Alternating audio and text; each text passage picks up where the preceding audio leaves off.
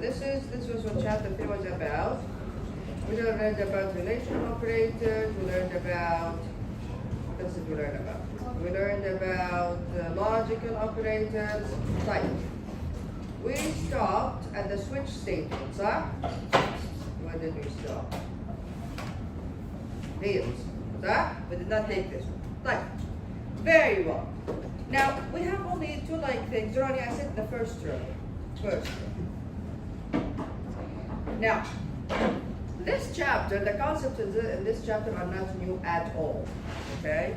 We are just learning here in this chapter about two new constructs that we did not see in Python. Python does not have the switch statement, for example, here. Right, what is the switch statement? If you did your lab for this week, you were already done. You were already practice the switch statement. Here, it gives you an example straight away. I'm not going to see the example. I'm going to actually look at the syntax of the switch statement first. Right, here we go. This is what a switch statement looks like. This is the syntax of a switch statement in Java. Use the word switch. Then, between parentheses, you have an expression. There are rules for this expression. We'll understand this in a second. You open braces. Here we go. Then we have also, then you use the keyword case. Then you use the keyword case. Beside the keyword case, you need to specify a value. Again, there is a rule. There is a very simple rule for this value. Then colon. Then you put your statements. Okay? Most of the time, before you start the next case, there is a break statement. Most of the time. Still, break statements are optional. What else? We also have, other than the case statements, we also have a default statement here at the end. Again, this is also an optional statement. Like, what is the idea behind the switch statement? You see this expression here? This expression will be evaluated to a certain value. Most of the time, it's a number. Most of the time. Again, there are rules. We'll see in a second. What will happen is this value here will be compared to each of the values in the cases, right, that are right next to the case. As soon as there is a match, for example, let's assume مثلا الvalue هنا مثلا 3. Here مثلا I have 2, then I have 3 here. There we go, there is a match. As soon as there is a match, execution starts from this case. You go inside to start executing the statements. Right. When does execution end or stop? If there is a break, execution stops, and then you exit the switch statement. Right. If there is no break, you continue executing, even if you go into the next case. Yes, ma'am? On the table quickly.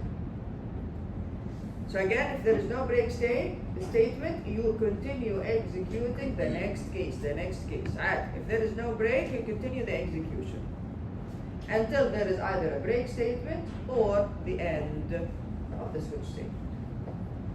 Like, what about default? Again, default is also optional. When do we execute default? If there is no match here, you go ahead and execute the statements in the default statement. If there is a match here and there is no break statement, the execution will continue on. There is no break before default, it will continue and execute everything. So this is theoretically, okay? Theoretically. Right, let's read through this now.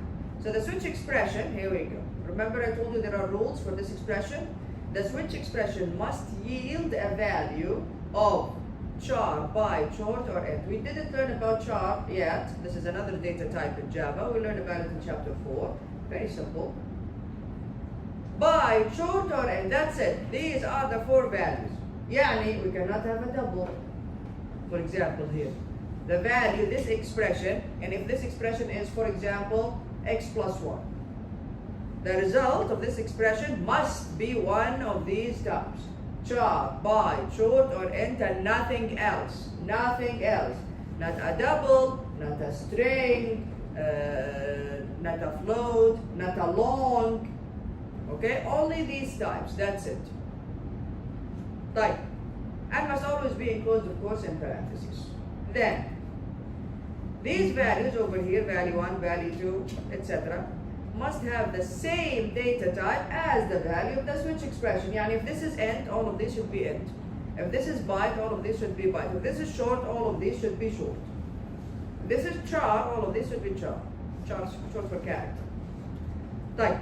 The resulting statements in the case statement are executed when the value in the case statement matches the value of the switch expression. Note that value 1, value 2, etc. are constant. Yes, you cannot use a variable here. These are constants. Yani they can be مثلا number 3, number 4, number 57, number 56, whatever. But you cannot say something like, right next to case, x plus 3, for example. No, you cannot use the variable. They have to be constant values. Meaning that they cannot contain variables in the expression, such as 1 plus x. No, you cannot use that here. Here in the expression you can, as long as the result is char, byte, short, or int. That's it. In the values you cannot. They must be constant values, actual numbers that are written. Like, what else? The keyword break here is optional, but it should be used at the end of each case. Why? In order to terminate the remainder of the switch statement. If the break statement is not present, the next case statement will be executed. ما راح يوقف إلا لو إيش؟ If there is a break, it will not stop. Unless there is a break, it reaches the end.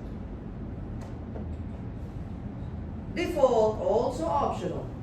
It can be used to perform actions when none of the specified cases matches the switch expression.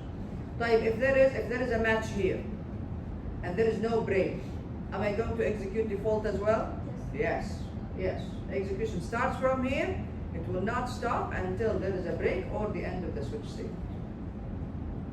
When the value in a case statement matches the value of the switch expression, the statements starting from this case are executed until either a break or the end of the switch statement is reached. Very good. Let's look at this example, yes, you have a question? No problem. Let's look at this example, then we'll look at another example as well. Right. Let's look at this here. Day here is just a variable. Let's assume that day is 2. Day has the value 2. Fine. There we go. Switch day. 2. Well, do we have a match here? No. Do we have a match here? Yes. So we start executing from here. Do we have any statements here? No. We move on. Do you have any statements here? Again, it doesn't stop until there is either a break or the end of the switch statement. We continue. There we go. We print weekday. Then break. You stop here, you exit the switch statement. Right. Let's assume مثلا day is 8. Do you have 8 here? Here? Anything will happen? No. We will exit the switch statement because there is no match. It's as simple as that. Right. Let's look at another example. Here we go. The Chinese zodiac. Write a program that prompts the user to enter a year and then displays the animal of the year. Now this, you can always use if-else statements to solve this. But since I am not comparing ranges, I'm not saying if x is greater than 10 or x, you cannot use a switch statement for that, for comparing ranges. You can use switch statements if you are comparing to a specific value. Switch statements are much easier to use if you are comparing to specific values. So here I have specific values. The user enters the year, then I just do this, year remainder 12, it will give me one of these numbers. خلاص. These can be the cases in my switch statement. Instead of saying if this result double equals 0, then it's monkey. Else if it's 1, it's rooster. Else if it's 2. Yeah, you see? It's a lot. You can use a switch statement here. Right. Let's look at the code.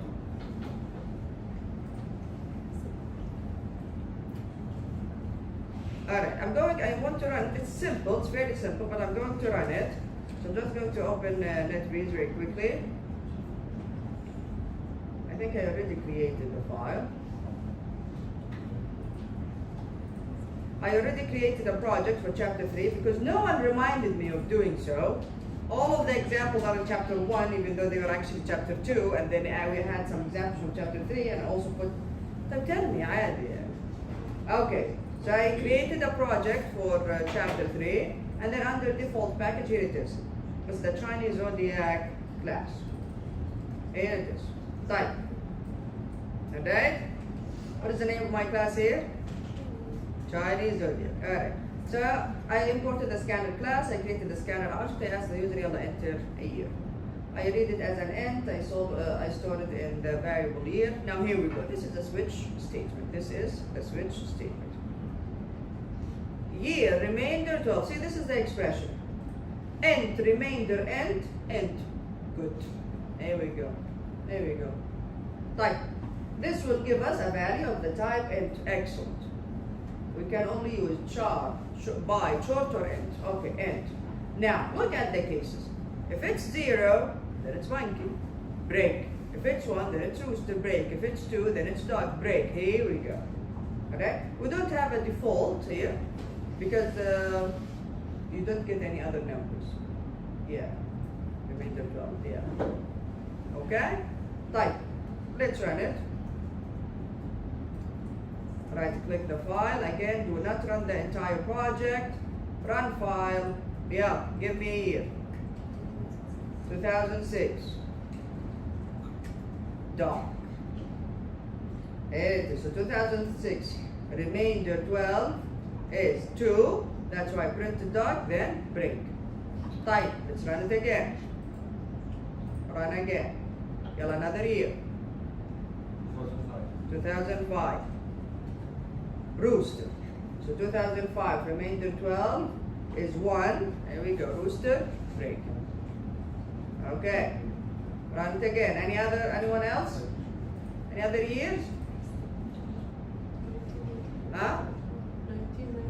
1995. Pig. So 1995, remainder 12 is 3. There we go. There we go. Sorry, not dictionary or no? No, it's not a dictionary. It's a switch statement. Not a dictionary. طيب. Now, if I say مثلا here مثلا under peg, if I remove the break statement here, okay? خلينا نرجع نحط 1995. Run. What will happen when I put 1995? What will it print? Big and then rat. Very good. Because no break statement. خلاص تكمل اللي بعدها. So 1995. There we go. Big, then rat, then there is a break statement. Yes. Why do I need scanner? No, switch statement is part of the language. It's not a class. It's just like if else statement, just like, okay? Yeah. Are there going to be cases where we don't have to use break and switch? Yes. Again, that depends. Yani if there are multiple cases, if there are multiple matches where they all have the same output, then you don't use a break. You get it? يعني مثلا 0 and 1 and 2, you all مثلا all of them you need, for example, I don't know, to print high, for example. خلاص. Put the print statement here, and then break here, and then nothing here. You get it? So it's either if it's 0 or if it's 1, if it's 2, it will just move on to case number 2. Okay? Alright. Any questions? You want to take a picture? No, could move it onto the slide. It's a bit long. Yeah, it's not the full one. Maybe not a break over. Like this. Do you want the switch only? طويلة يا جو. ما تبين كلها. ها؟ عادي تيجي هنا، لا تشغليه، لا تسوي كذا، لا. تيجي على اللينك، كنترول، تضغط وتمسك الكنترول تضغط عليه. يفتح. فيها؟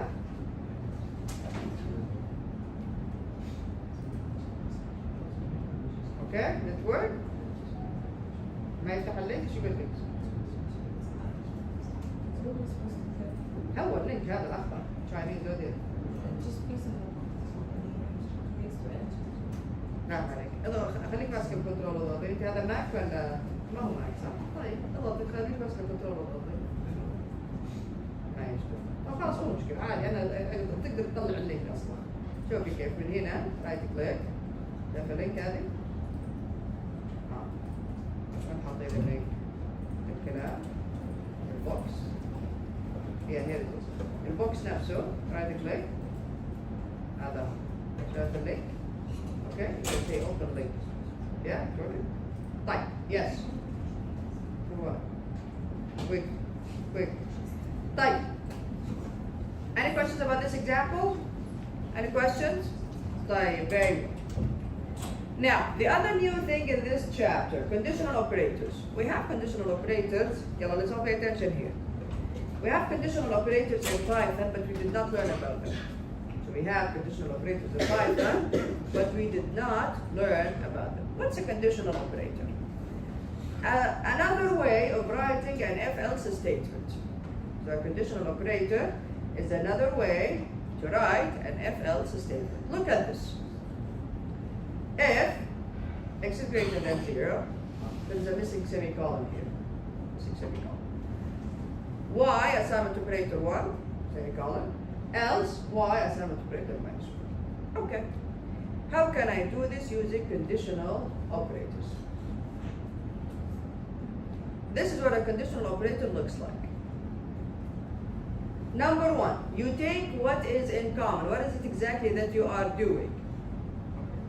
And if you are assigning to y, so what's in common here? In both cases, you are assigning to y. So you take what you're doing in common, you put it first. Y assignment operator. Then, you put the condition, the Boolean expression between parentheses. Here it is. X is greater than 0. And then comes the conditional operator. Here it is. See, this is the conditional operator. This exclamation, this question mark, sorry, this question mark. Question mark. Then you put whatever it is, again it's an expression. You put whatever expression it is, colon, then another expression. Done. But what happens? What does this mean? How does the conditional operator work? The conditional operator evaluates the Boolean expression. If the Boolean expression is true, it takes the first value. If it's false, it takes the second value. So let's assume x is 5. 5 is greater than 0. Sit down. Sit down here. Quick. 5 greater than 0? Yes, true. Take the first value. 1. Then 1 is going to be assigned to 1. Right. Let's assume x now is minus 3. Minus 3 is greater than 0? False. Take the second value, which is minus 1. Minus 1, assign it to 1. So this is the syntax of a conditional operator. You put the Boolean expression, question mark, this is very important. Then the first expression, again, it's an expression, doesn't have to be a constant value. It's an expression, it can be a mathematical calculation, whatever. It's an expression that at the end of the day, it gives us a value. Expression, colon, another expression. If the Boolean expression is true, the first expression will be taken. If the Boolean expression is false, the second expression will be taken. Another example. Look at this. If num remainder 2 double equals 0, print num is even. Otherwise, print num is odd. Like, how can I rewrite this if-else statement using conditional operators? You take what's in common. What's happening in both cases? The printing. The printing is happening in both cases. So system.out.println. Okay. Now, put the condition, the Boolean expression. Num remainder 2 double equals 0. Question mark. The first expression is what? Num plus, the string is even, colon. The second expression, num plus, the string is odd. Now what is happening? The conditional operator works this way. It looks at the Boolean expression. If this is true, it will take the first expression and passes it to the println method. If this is false, it will take the second expression and passes it to the println method. Type, num is 7. Yeah. 7 remainder 2 double equals 0, true?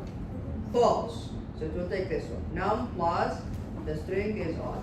Then it will pass it to the printer function, the printer method. Right.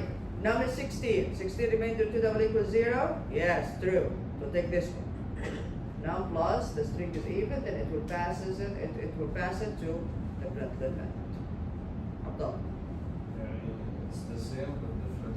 Yes, it's another way of writing an if-else statement. So in the exam, what can I say? I can give you an if-else statement, and then I ask you, write this using a conditional operator. That's it. Yes. Which is more essential? Which is more? Essential, like you're more used. No, it depends. It depends. Yeah, they are both used. Some people, especially those who are very used to the conditional operator, because it's shorter. If-else statements is longer. Yeah, they use this all the time. Okay, so again, it depends. It's about preference. Any other questions? Any other questions? Very good. So far, the new things in this chapter: switch statements and conditional operator. Right. Now, operator precedence. I'm not sure if it's your section or the other section.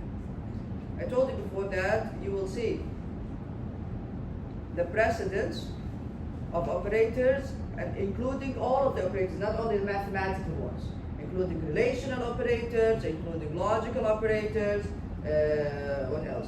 Including assignment operators. Here we go.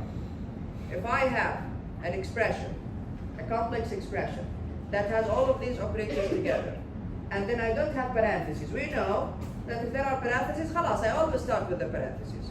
But if I don't have parentheses, how does it work? Fine. There you go. This is the precedence. Plus and minus, unary plus and minus. What do I mean by this?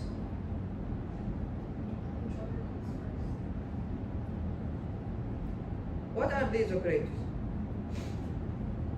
Plus and minus. Yahumma. What do they do? They concatenate. No, not concatenation. Concatenation is like just like addition, by the way. Yeah. Allah. Determine the order in which they're evaluated. Okay, so again, this list says that the first thing that's evaluated are these, plus and minus. Unary plus and minus. These are the ones that determine if the number is positive or negative. You don't have. Yeah? Unary means they have only one operand. When does minus have only one operand? If it specifies that the number is negative. Yeah, so this is not about subtraction or addition. No. If you actually have a negative number, then it will be evaluated first. Okay? Right. Don't worry about this. This is a given, yani. This is very clear. After that, see casting. Casting is at the top. Is at the top of the list. That's why, if you remember, when we talked about casting, I always told you, make sure that whatever it is that you're casting, to put it between parentheses. Why? If you don't put it, then the casting will only take the first part, or the first variable, or the first number, whatever it is. Okay? Casting comes first when we talk about precedence. After that, the not operator. See, the not operator is higher in precedence to the mathematical operators. See, not comes before mathematical operators. You have to memorize this. Then we have the mathematical operators, which are, of course, multiplication, division, and remainder. After that, we have the binary addition. This is addition and subtraction. And then now comes relational operators. Greater than, less than, greater than, or equal to. These have higher precedence compared to the equality operators, equal and not equal.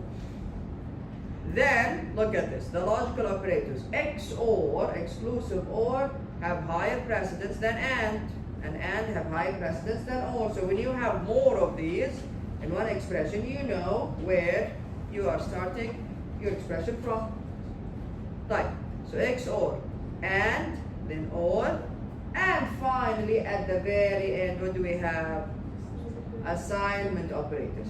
Whether it is the regular assignment operator or augmented assignment operators. They are always evaluated last. Always. Right. Now, operator precedence and associativity. We know that we all start with parentheses. So this is what this slide is talking about. The expression in the parentheses is evaluated first. Parentheses can be nested, in which case the expression in the inner parentheses is executed first. Okay, we all know this, no problem. When evaluating an expression without parentheses, the operators are applied according to the precedence rules and also what we call the associativity rule. When do we apply the associativity rule? When we have operators of the same precedence. Yeah, if I have multiplication and division in the same expression, which one do I start with? Left. Very good. I start from the left side. Why? Because the mathematical operators are left associative. Yes?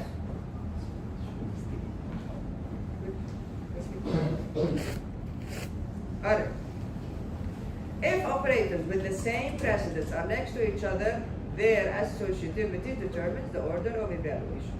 All binary operators, all binary operators, all of them. These, all of these are binary operators. They are all binary operators except assignment operators are left associative. So if you have less than or greater than or less than or equal to, where do you start with? From the left side. All of the binary operators are left associative except for assignment operators. Assignment operators is the assignment operator, whether it's regular assignment or augmented assignment, is right associative. And we'll understand what this means in a second. When two operators with the same precedence are evaluated, the associativity of the operators determines the order. All binary operators except assignment operators are left associative. And look at this method. Where do we start here?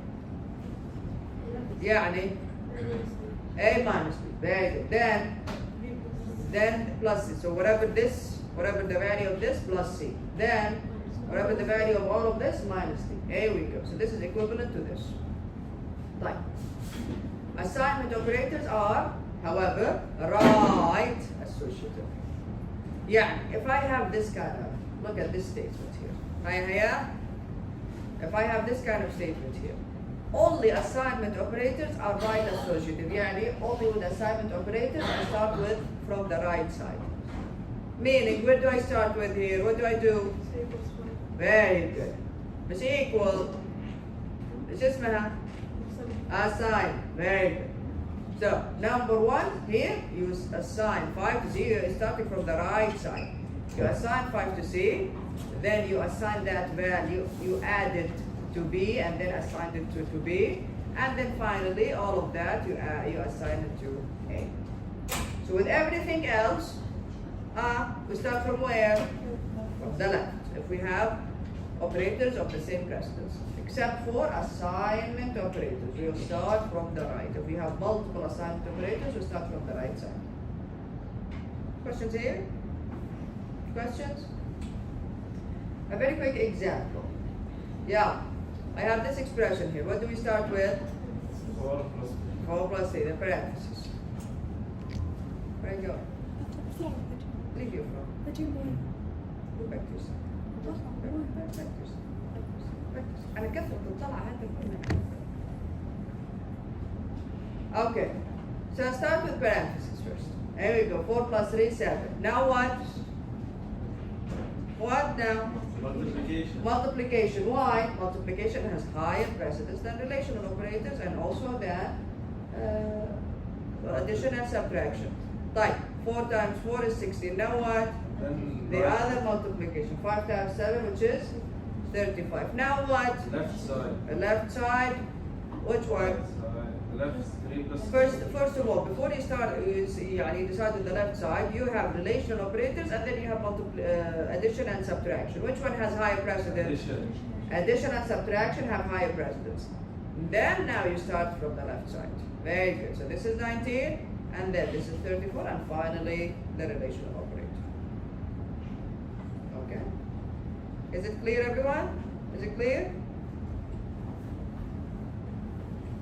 Now you can learn more about this. This is in your books, supplement 3A. It's an advanced discussion of how the Java virtual machine actually evaluates an expression. It's not done exactly the same way. It has the same result, but it's not done exactly the same way. Okay. Go ahead, Yasmin. You have 1 minute. 1 minute. Anyone else is still outside? Right. Debugging now. This is the last part of chapter 3. Now, and when you are developing a software, most of the time, when you have an error, it's a logical error, most of it. Because if it's a syntax error, the compiler helps you. If it's a runtime error, you deal with it. Try catch, just like try except in Python, okay? So if there is any other kind of error, most of the time these are logical errors. Logical errors, software development, are called bugs. What are they called? Bugs. Very good. Now, the process of finding and correcting errors is called what? Debugging. From bugs, okay? Now, how can I, again, find and correct these logical errors? How can I do this debugging process?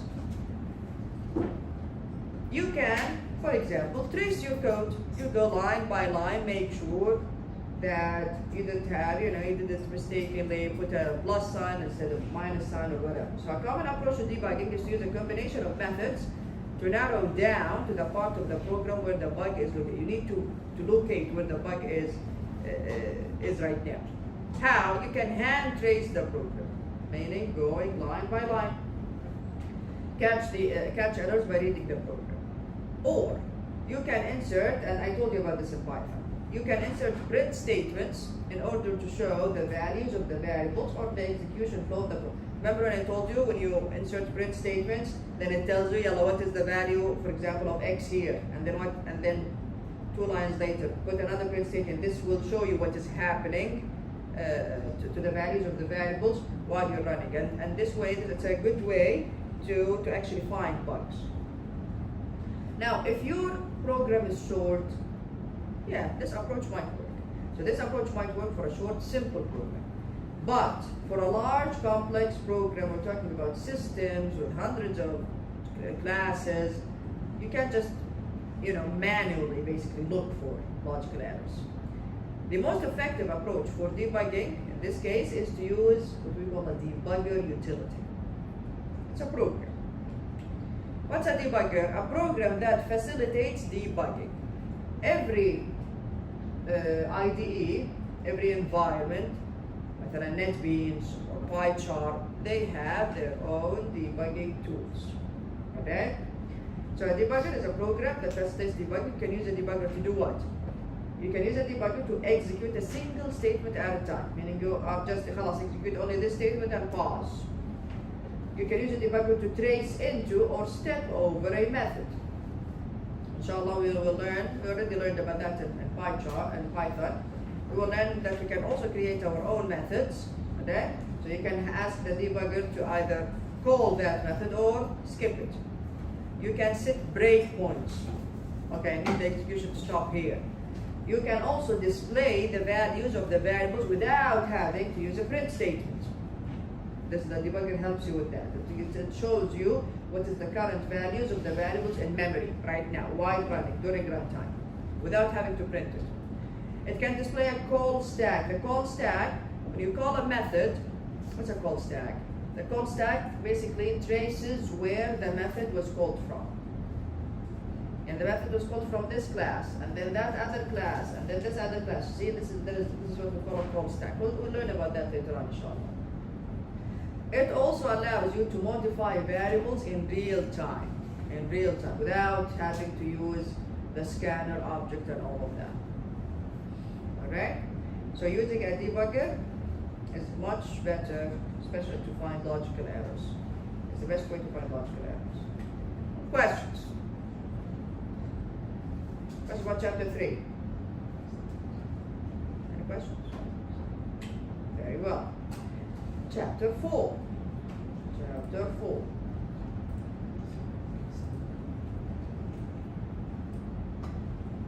Chapter 4. Here it is.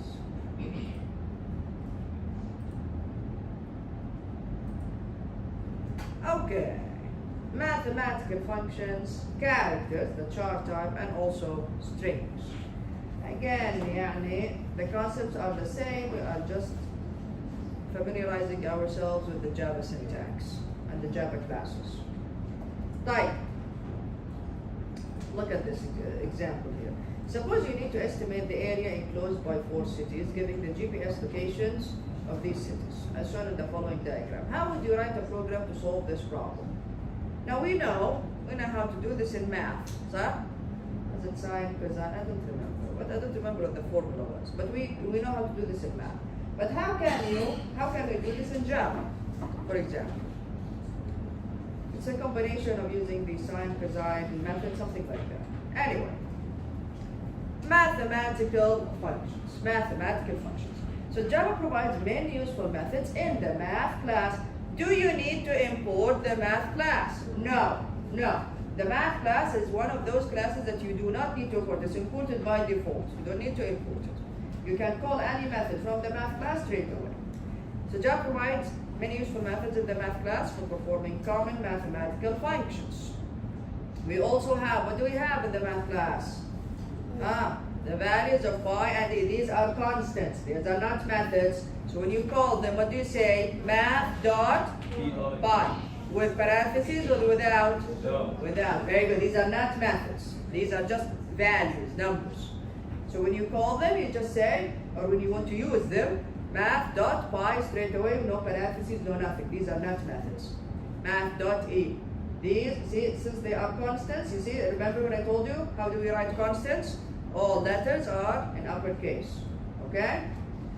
Then, the math class has different methods. We have the, okay, what is this? Trigonometric? Yeah, sine, cosine, stuff like that, yeah.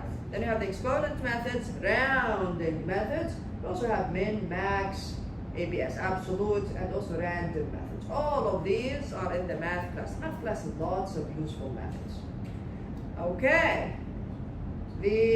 Again, trigonometric, I think I'm saying it correctly. Methods. Math dot sine. Remember this? Remember this example here? You need to use a combination of these methods to be able to actually, calculate compute the area enclosed between these cities. Type. So how do you call it? Math. Again, you use the class name math with capital M dot sine. This takes a double, returns a double. All of them returns a double. They take a double as well. It can be an int, add. It can be an int, and Java will just convert it to you automatically. It doesn't matter. Math dot, here we go. Math dot sine of 0 returns 0. Math dot sine, math dot pi over 6, this returns 0.5. Math dot sine, etc. Okay? Math dot tan, a cosine, a sine, a tan. We also have the radians method. We also have 2 radians methods. Okay? So all of these methods are in the math class. Questions here? Questions? Exponent methods. Type. Math.exp, this is the exponent method, returns e raised to the power of a. E, like in the calculator. Yeah? So math.exp, this returns e, the value of e. Okay? Raised to the power of whatever number you put here. So math.exp 1 returns this one. Type. Math.log returns the natural logarithm of a. Log 10 returns the 10 base logarithm of a. Pow, we have seen pow before. What does pow do? Raise the first number to the second, to the power of the second. So math.pow takes two numbers, it will raise the first one to the second one. How about this one? Square root. Here we go. So math.sqrt, square root. It will just calculate the square root of whatever number you specify here. So math square root of 10.5 returns 3.24. Questions? Questions? Rounding methods. Remember when I told you about rounding methods in math? Here we go. Type. We have seal. Okay, so most of them return a double. Round returns an int. There is round that returns an int and round that returns a long. Okay, alright. Yeah, you need to be careful when you are studying, when you are practicing. Alright, so seal, floor, R end, all of them take a double and return a double. Like, what happens? X is rounded, whatever number you put here, is rounded up. Ceiling, ceiling is rounded up to its nearest integer. The integer is returned as a double. يعني math.ceil 3.1 4.0. Here we go. Math.ceil 3.1 is 4.0. It's 4, but it's returned as a double for 4.0. Type. Floor, the other way around. X is rounded down to its nearest integer. So, math.floor 1.9. 1. Very good. Floor, go down all the time. 1.0. Excellent. Returns as a double. So X is rounded down to its nearest integer. The integer is returned as a double value. Type Rn, X is rounded to its nearest integer. If X is equally close, the even one is returned as a double. Alright, here we go. Now Rn, X is rounded to its nearest integer. Its nearest integer, yani, depending on whether it's the decimal part is more than 5 or if it's less than 5. Yani, if I say math dot Rn 1.2 1, very good. 1.0 returns as a double. Math dot Rn 2.7 3, here we go. 3.0 returns as a double. طيب, if x is equally close to two integers, يعني if I say math.rn 2.5, 2.5 is exactly in the middle, صح ولا لا? So if x is equally close to two integers, the even one is returned as a double. So math.rn 2.5 returns 2. Here we go. Math.rn 3.5 returns 4. Okay, it returns, if it's exactly in the middle, it returns the even one as a double. Okay, everyone? Type. Then you have round. Math.round. Okay, math.round can take a float. In this case, it will return an int. Or if it takes a double, it will return a value of type long. Okay, so, yani, be careful. What does it do? Here we go, this is exactly what it does. So it uses math.floor, okay? It adds 0.5 to x and then returns it to an int. How does it work? Yeah, مثلا خلينا نقول math.round, for example 3.1. Okay? 3.1. Math.round 3.1. Okay. What happens? Math.floor 3.1 plus 0.5. 3.1 plus 0.5 is what? 3.6.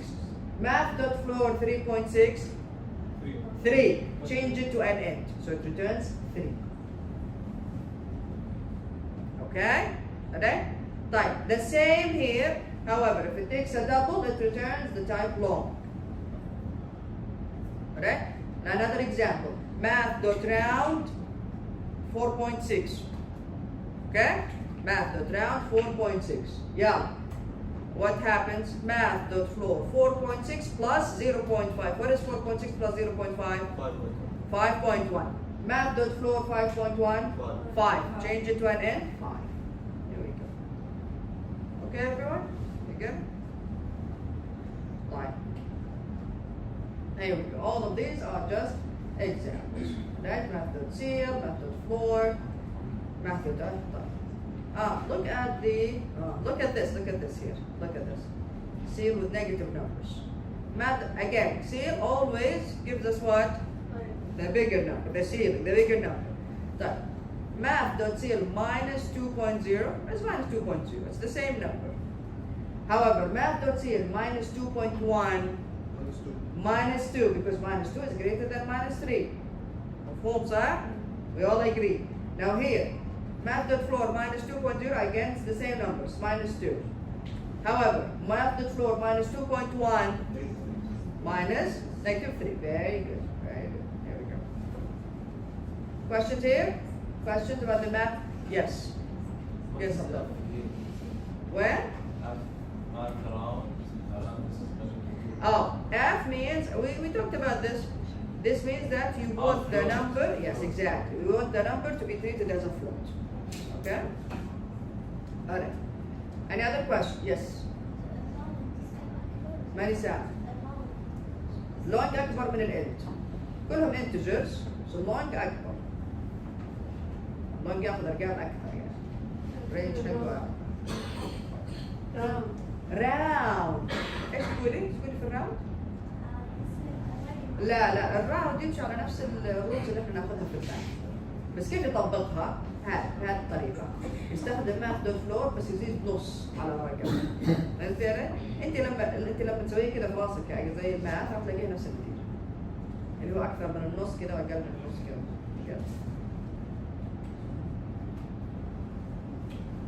طيب.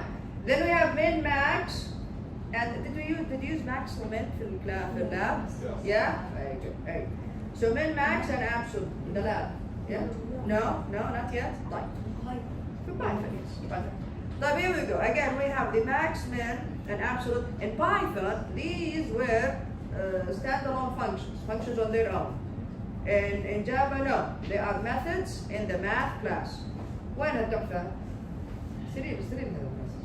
سريع حطيت لك apps بالتحفة. Good. طيب. So we have min, max, and absolutes. Max takes two numbers. Min also takes two numbers. What does it return? Which? Max. What does it return? The maximum. Returns the maximum of the two numbers. Min. And the minimum of the two. Type. So here we go. Math.max 2 and 3 returns the math.max 2.5 and 3 returns 3.0. Okay. So it also casts as well. Math.min. This returns 2.5. Alright. Then absolute, what does it return? Absolute. The absolute value. So absolute of minus 2 returns 2, minus 2.1, 2.1. Random. Remember random? Remember random? Between 0. Very good. Is 1 included? No. 1 is not included. Double. Double. 1 is never included. So 0 is included. So 0, there is a possibility that 0 can be returned, but 1 is never returned. So returns a random double value in this range. Okay, examples of the random method. Generates a random double value greater than or equal to 0 and less than 1. Example, and we've seen this example in different, in other classes. Math.random times 10, and then you can cast it to an int. This will give us what? What type of number? This expression. Int. But which int? How many digits? 1. Very good. Single digit. Very good. This will give us a single. So returns a random integer between 0 and 9. Why? Again, 1 is never included. So 10 is never included. The same goes here. Look. Math.random times 50. Convert it to an int. This will return between 0 and mean 49. Add 50. Between 50 and what? 99. Here we go. So it returns a random integer between 50 and 99. So you can use it to generate random numbers. What could be?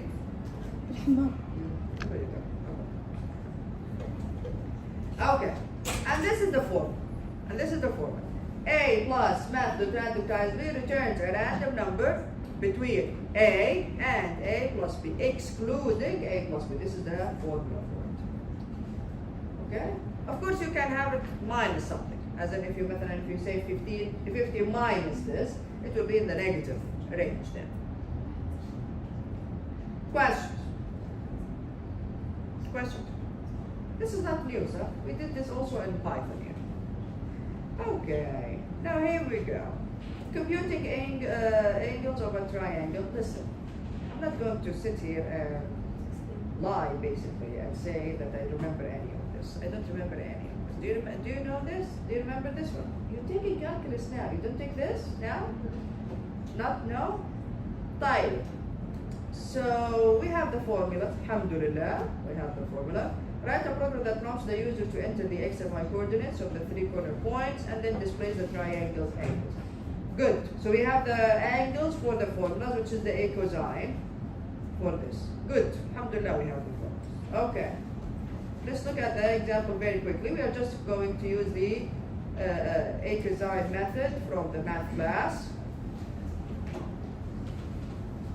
Type. We need type. Here we go. I imported the scanner class. I created my scanner object. I asked the user to enter the 3 points. So I need x and y coordinates of each point. This is x1 and y1, x2 and y2, x3 and y3. How many numbers is the user going to enter? 6. See? The program is going to wait 6 times. So every time you enter a number, press enter. It's waiting again without displaying anything. خلاص, enter 3 points.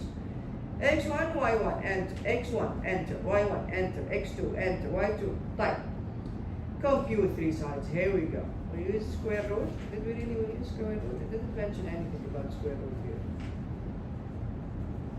Okay? I don't see the square root. Okay. Compute the 3 sides. Oh, the length of the 3 sides. Okay. So this is how we can compute the length of the 3 sides. I think I remember this. Wasn't it? Yeah, I remember this one. It had a name. This formula had a name. Huh? I think so. I think so. Right? No? What is it then? What is the name? Okay. So it's the math of the square root, yes. x2 minus x3 times x2, okay, plus this. Distance formula. Huh? Distance formula. The distance formula? Okay, this is the distance formula. Type. So here we go. We calculated the length of the 3 sides of the triangle, A, B, and C. Now, to calculate the angles, we use the 2 degrees method, and then math cosine. Come on, this is clear, yeah. As soon as you understand the formulas, this is very clear. And then here we go and explain the 3 results and the 3 angles are, okay, and then we rounded them. Okay. You know why we rounded them? So that we don't display a very long number. That's the only reason, yani. The only reason we rounded them is that so that the number is not way too long. We rounded them, multiplied them by 100, rounded them, and then divided them by a double so that we can see a number with 2 decimal places. That's it. Yeah?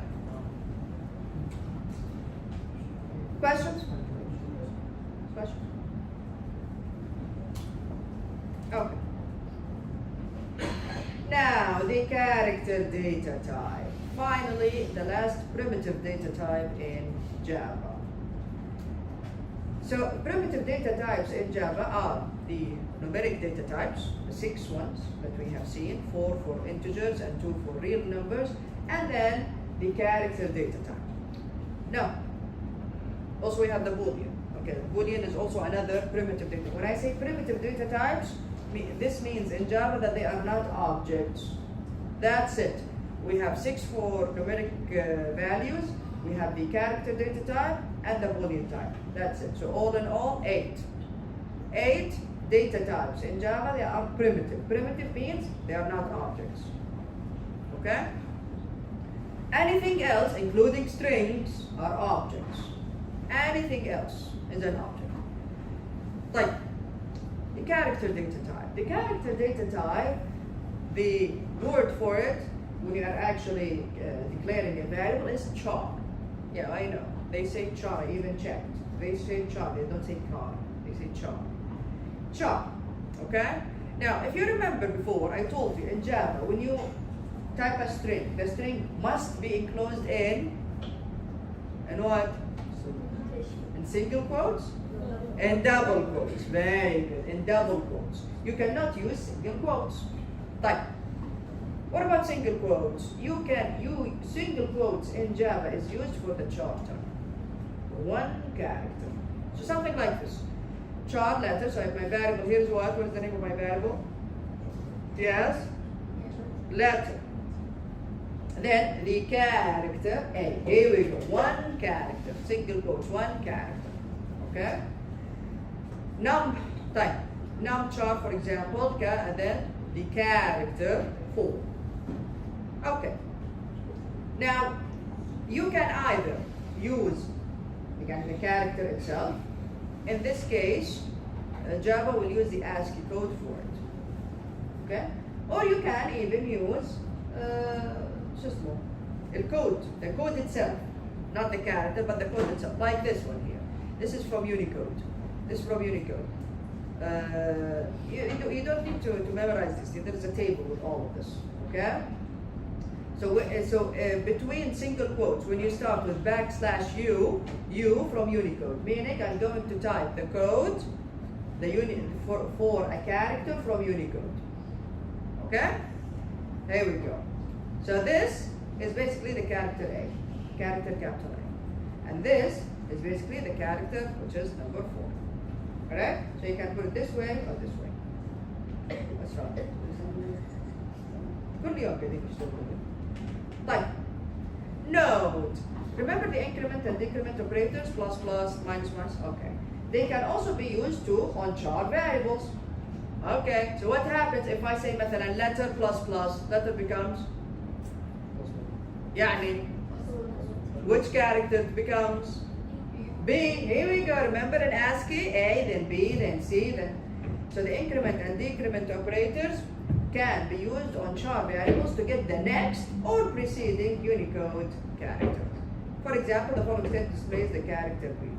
So for example, CH here of the type char, if I say system.println plus CH, which one is going to be printed? Character in here, mean? Which character? CH is the character A. If I add 1 to CH, then printed B. Here we go, B. Okay? Unicode format, alright. Java characters use Unicode. ASCII is part of Unicode, it's the first part of Unicode, which is a 16-bit encoding scheme established by the Unicode Consortium to support the interchange, processing, and display of written text in the world's diverse languages. If you remember when we talked about ASCII, we said that ASCII was very limited. It only supports the English alphabet and some characters, and that's it. That's why Unicode was then introduced, and it supports a lot of languages. Of course, Java uses Unicode. Right. Unicode takes 2 bytes, 16 bits, 8 and 8, 2 bytes. How do you know that, or how do you tell the compiler that this is, the code is from Unicode, \u. So between the single quotes, you say \u. So preceded by \u expressed in 4 hexadecimal numbers that run from this number to this number. So Unicode can represent over 65,000 characters, yes. For example, you see these characters here? See these? Yes. This character has the Unicode, this one has this, and this one has this, for the Greek letters. This is just an example. Again, you can write the character itself, or you can specify it with \u. Type, when do you think we need to specify it with Unicode? When? When do you think we need to specify it with Unicode? Is it when the character is not in ASCII? Type, maybe it's on the keyboard. It's not an ASCII, but it's still on the keyboard. There are more than one character. No, each character has a unique code. Yes. If you want to use an emoji. Very good. Here we go. If you want, for example, to use something that cannot be expressed in programming, like an emoji method, you cannot just insert an emoji, right? So you can use the Unicode for the characters that that basically constitute the emoji. Or if the character is not something that you can see on the keyboard. Yani there are lots of characters. If you just press it, or if you use it, you will see that it's just a space. But it's not the same as a regular space. You know what I mean? These are called these are special types of characters, and they do special things. But like for example, we have a key for insert. Insert has a Unicode. طيب if I click insert حطيتها كده كتبت insert راح يطلع لي insert ما بيفهم عليه شو الكومبايلر سوى. So that's why you put the Unicode for those characters. طيب, very good. This is again we are just writing the ASCII code for commonly used characters. Remember this from Python? So 0 to 9, the 0 starts from 48, 9 to 57, and this is a Unicode value. This is a decimal. This is in the Unicode, hexadecimal. Then we have capital A to capital Z, 65 to 90, small h, small z, 97 to 122. Okay. Escape sequences for special characters. There Very good. Remember these? In Python, where did we use these? Where? Inside this. Inside a string. Remember, we also use escape characters inside strings in Java. Type. This is okay. Don't worry about backspace. Some of these are obsolete anyway. Don't worry about backspace. But for example, tab \t. N is for new line. We call it line field. New line. If you go \n. Don't worry about form field. Again, this is obsolete. I checked this. This is way too old. Can't return. Again, old. Type. If you want a backslash, what do you do? Double backslash. There you go. So what about the double quote? Backslash, double quote. Okay? So we can use these in strings, just like we did in Python. This is the ASCII character set. We've seen this in the first book as well. You have it here as well. This is Unicode. Oh yeah, 0, 0, 1, 1, 2. Okay. So this is Unicode. Like, this is in hexadecimal, all ASCII characters. Okay. Now, casting between char and numeric types. Look at this. Look at this example.